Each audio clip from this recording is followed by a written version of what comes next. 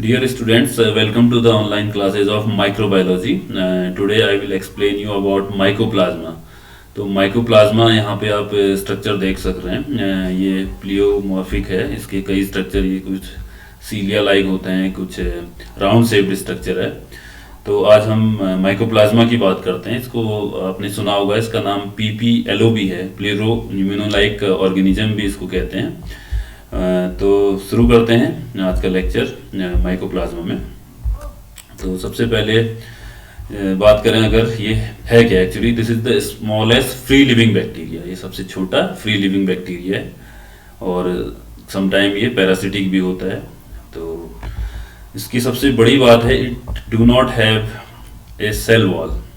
तो क्योंकि इसमें ये it can not synthesise peptidoglycan precursor. जैसा कि आपको पता है, जो बैक्टीरिया की सेल वॉल है वो पेप्टाइडोग्लाइकन की बनी होती है। तो इसमें पेप्टाइडोग्लाइकन के प्रीकर्सर जो NAG और NAM मैंने बताया था फर्स्ट लेक्चर में आपको, तो उसमें नैग और नैम प्रीकर्सर नहीं होते हैं। तो ये सेल वॉल की सिंथेसिस नहीं कर पाता।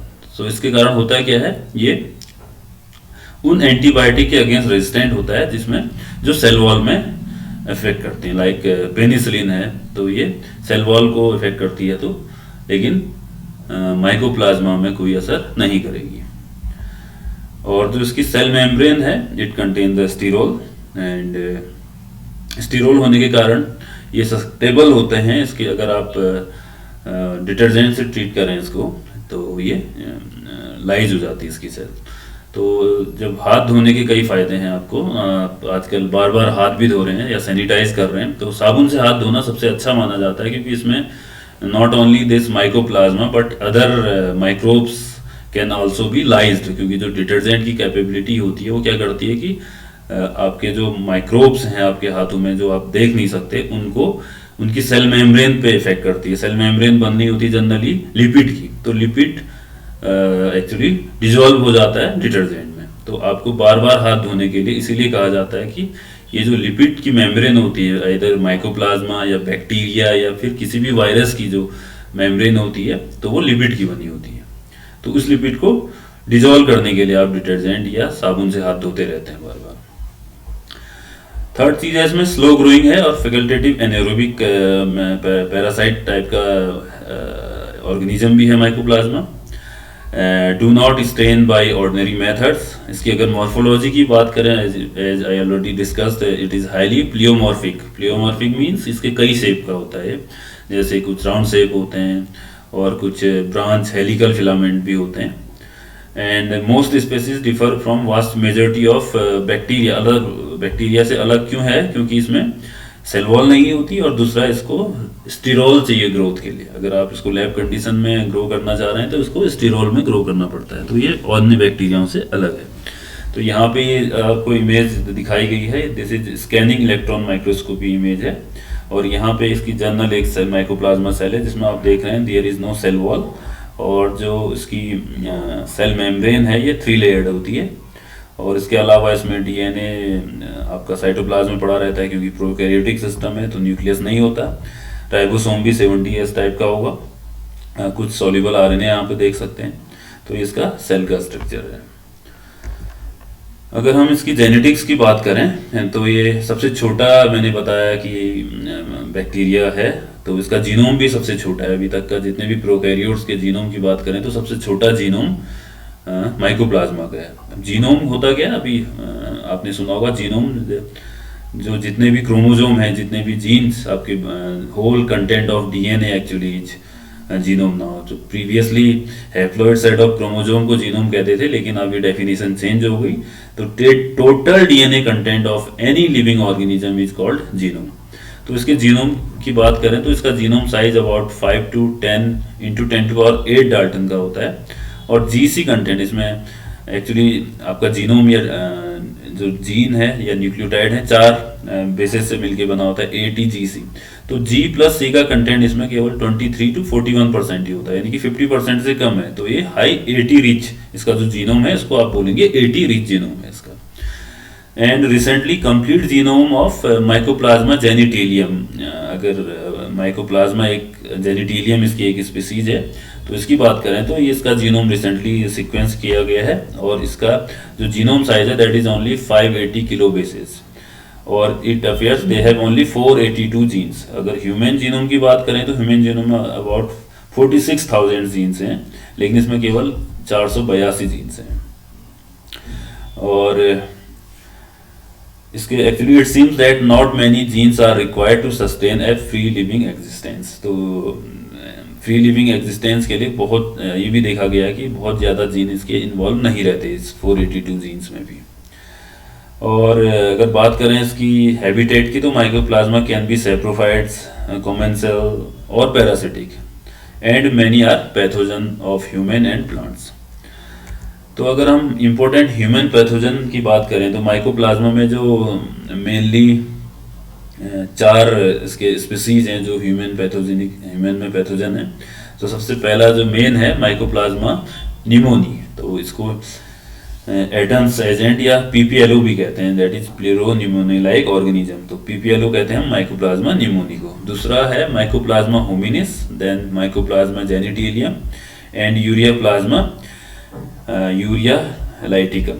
तो ये 4 इसकी स्पीसीज हैं माइकोप्लाज्मा की। तो अगर माइकोप्लाज्मा निमोनी की बात करें, ये डिजीज कॉज करता है पर्टिकुलरली निमोनिया, एटिपिकल निमोनिया बोलते हैं। इसमें अपर रेस्पिरेटरी ट्रैक्ट की डिजीज है और ट्रैकियोब्रोंकाइटिस हो जाता है इसमें, आपका ट्रैकियल रीजन और आपके लंग्स रीजन ब्रोंकियस में कफ जम सकता है, आपको निमोनिया की शिकायत हो सकती है। दूसरा है माइकोप्लाज्मा होमिनिस, ये करता है प्लाइनियोनेफ्राइटिस। तो आपकी जो पर्टिकुलरली ये आपका किडनी की डिजीज कॉज कर सकता है। फिर है माइकोप्लाज्मा जेनिटेलियम, ये यूरेथ्राइटिस या यूरेथ्रा को इन्फेक्ट करता है। इसी तरह से यूरिया प्लाज्मा भी यूरेथ्रा को इन्फेक्ट कर सकता है। तो जो मेन इसका जो स्पीसीज है that is mycoplasma pneumoniae because it can cause atypical pneumonia. तो यहाँ पे मैंने थोड़ा माइकोप्लाज्मा निमोनी के बारे में बताया। तो ये है स्ट्रिक्ट ह्यूमन पैथोजन है, केवल ह्यूमन में ही रहता है एज ए पैथोजन। और ह्यूमन मैंने बताया अपर रेस्पिरेटरी ट्रैक्ट में आपका इन्फेक्शन इसका ज़्यादा होता है। तो ये अपने P1 पिलाई होते हैं इसमें एक्चुअली माइकोप्लाज्मा निमोनी में। तो ये हमारे एपिथेलियल सेल, जो रेस्पिरेटरी ट्रैक्ट के एपिथेलियल सेल है उससे अटैच हो जाता है। और जो डिजीज स्प्रेड होती है एक्चुअली इनहेलेशन से होती है। जो एरोसोल में इसके पार्टिकल, इसके जो एरोसोल्स हैं वो इन्वायरमेंट में ट्रेवल कर सकते हैं, या कोई कफ या स्नीजिंग के थ्रू आपकी बॉडी में एंटर कर सकते हैं इनहेलेशन के द्वारा। और ये स्प्रेड होता है जनरली क्लोज कांटेक्ट। तो 2 गज की दूरी आजकल आप अच्छे से जानते हैं। तो it can protect you not only from the corona virus but from mycoplasma also. जो डिजीज है mycoplasma pneumoniae disease world wide पाई जाती है। मैंने पहले ही बताया कि अपर रेस्पिरेटरी ट्रैक्ट की डिजीज है ये, जो माइकोप्लाज्मा निमोनी कॉज करता है। ट्रैकियोब्रोंकाइटिस हो जाता है इसमें और निमोनिया होता है। इसके कॉम्प्लिकेशन होते हैं, न्यूरोलॉजिकल एबनॉर्मलिटीज भी हो सकती है कभी कभी मायो पेरिकार्डियटिस, यानी कि आपके हार्ट को भी इन्फेक्ट कर सकता है।